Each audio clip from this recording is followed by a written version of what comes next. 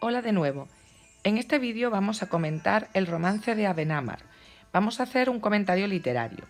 Si leemos el romance vemos que comienza la historia en lo que se llama in media res, es decir, no tenemos antecedentes de quiénes son esos personajes ni dónde están hasta que comienza el diálogo entre ellos. El romance es por tanto un diálogo entre Abenamar y el rey Juan. Ambos están caminando y el rey Juan le va haciendo una serie de preguntas sobre distintos lugares reseñables e importantes de la ciudad de Granada. Al final del romance, la propia ciudad de Granada queda personificada en una mujer, a la que el rey Juan le gustaría conquistar, pero ella lo rechaza, permaneciendo fiel a su legítimo dueño. Pasamos ya al comentario propiamente dicho. El primer apartado es la localización del texto.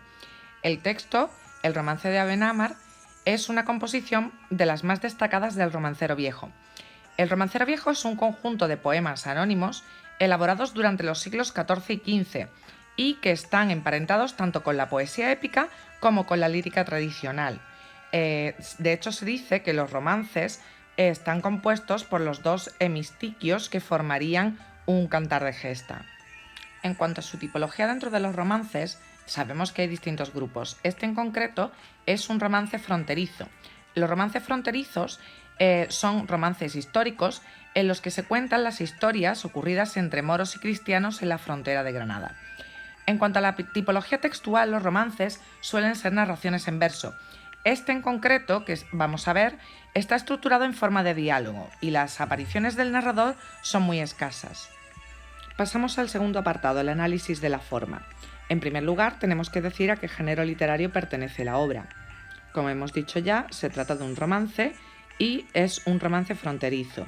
En él, la tipología textual que predomina es el diálogo entre el rey Don Juan y Abenamar. Los romances se inscriben como tipología textual dentro de las narraciones en verso. Sin embargo, ya hemos dicho que este romance es un poco diferente. Las intervenciones del narrador, así como los distintos elementos de la narración, en realidad los reconocemos a través del diálogo de los personajes. Las intervenciones del narrador son muy pocas, únicamente aparecen los versos 9 y 10 y en el 37-38.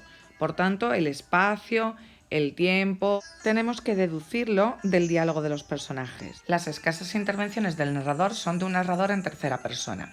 El resto, como hemos dicho, es diálogo. El texto cuenta con 8 intervenciones, de las cuales 4 son del rey Don Juan, 2 son de Abenamar y las 2 últimas son de la ciudad de Granada, que como hemos dicho aparece al final del romance personificada en una mujer. Con respecto a los personajes, debemos decir que no aparecen lo suficientemente caracterizados para poder hacer un análisis profundo, es decir, si son personajes planos, redondos, etc. Lo único que sí podemos determinar es que el personaje protagonista es precisamente la personificación de la ciudad de Granada, que es por la que precisamente se interesa el rey Don Juan y que es el objeto del diálogo entre los dos personajes. Los espacios los encontramos también dentro del diálogo. Son todos lugares reales, son referencias a distintos sitios o monumentos de la ciudad de Granada.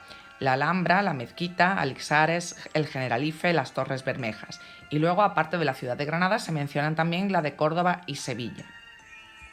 De todos ellos, tenemos que decir que son espacios exteriores, a excepción de la Alhambra, la Mezquita y las Torres. Pasamos ahora a la caracterización del tiempo. Con respecto al tiempo externo, es el de las luchas medievales entre moros y cristianos, por eso hemos determinado antes que se trataba de un romance fronterizo.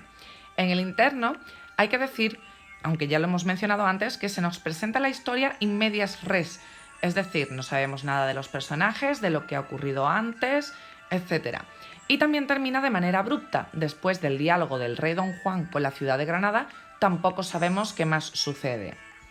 Por eso podemos decir que lo que tenemos realmente es una escena, un determinado momento en el que se visualiza ese diálogo entre Abenamar y el rey Don Juan y luego posteriormente con la ciudad de Granada, sin antecedentes y sin lo que sucede luego. Una vez determinados los elementos de la narración y las características del diálogo, tenemos que ver ahora la métrica, el esquema métrico que presenta este romance. Tomamos como modelo los 10 primeros versos, que aparecen aquí medidos en esta diapositiva, y vemos que son todos versos octosílabos con rima asonante en los pares, siguiendo el esquema métrico característico del romance, que es un poema no estrófico. vamos a la última parte del análisis de la forma, que son los recursos estilísticos. Bien, en los romances los recursos más frecuentes son los recursos de repetición en el plano morfosintáctico. Hay otros recursos, pero esta es una de las características propias de los romances. Entonces, vemos que en este en concreto tenemos algunas anáforas, por ejemplo, la palabra que en los versos 17, 18 y 20, y el recurso que más abunda son los paralelismos. Yo te la diré, yo te agradezco, en los versos 11 y 21, el otro, puntos suspensivos, la otra, las otras, que además de la anáfora repite la misma estructura sintáctica en todos esos versos que tenemos ahí, y a lo largo del poema pues el paralelismo es recurrente. Todavía como recursos de repetición tenemos el quiasmo. Estaba la mar en calma, la luna estaba crecida, en los versos 4 y 5, y luego hay unas enumeraciones de todos los lugares que aparecen mencionados relativos a la ciudad de Granada y luego también mencionados Córdoba y Sevilla, que aparecen a lo largo de todo el poema. Esos elementos están enumerados en todo el romance. No podemos dejar de comentar los recursos del plano semántico y explicar el significado que tienen en el poema. Predomina la antítesis, es el recurso que más aparece en este romance. Tenemos verdad-mentira en los versos 17 y 20, también creo que se repiten alguno más, moro-cristiana en los versos 13 y 14, ganaba-perdía, casada-viuda, etc. Y el recurso más importante en el poema es la personificación final de la ciudad de Granada.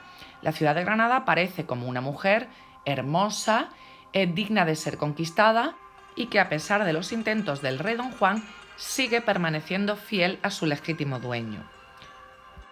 Por comentar algún recurso más, aunque por supuesto tienen un aspecto secundario con respecto a los que hemos dicho ya, aparece una hipérbole, aunque me cueste la vida, en el verso 12. Bien, como hemos dicho, los recursos predominantes son los de repetición del plano morfosintáctico y en el semántico la antítesis y la personificación. Esto es todo en este comentario literario sobre el romance de Abenamar. Espero que os haya servido de ayuda. Hasta la próxima.